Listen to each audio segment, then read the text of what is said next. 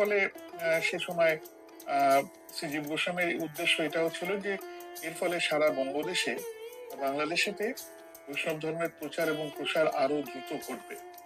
এই পুঁথিগুলোর মধ্যে ছিল রূপ সনাতন এবং কৃষ্ণদাস কবিরাজ লিখিত বিভিন্ন গ্রন্থ।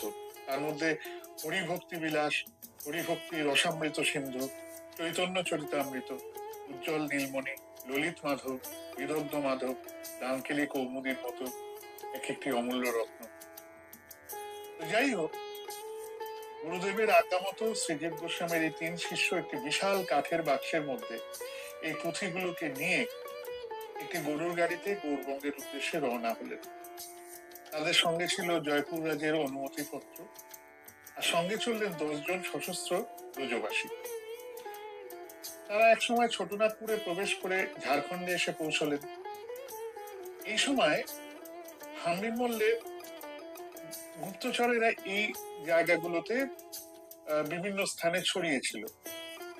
বিভিন্ন সেই সময়কার রাজাদের নিজস্ব গুপ্তচর বাহিনী থাকতো, তারা দেশের প্রতিরক্ষার কাজে এই গুপ্তচর বৃত্তি করত রাজার স্বার্থে। তো এই গুপ্তচরেদের চোখে এই শ্রীনিবাস আচার্যের এই দলটা পড়ে গেল। তো তারা নিশ্চিতভাবে অনুমান করলো যে এই বাক্সের মধ্যে যে গরুর গাড়িটি আসছে, যাতে সশস্ত্রভাবে তাকে পাহারা দিয়ে নিয়ে আসা হচ্ছে, তার মধ্যে ধনরত্ন তো অবশ্যই আছে। তারা এই সংবাদ রাজাকে দিলে রাজা হাম্বির কিন্তু এই গরু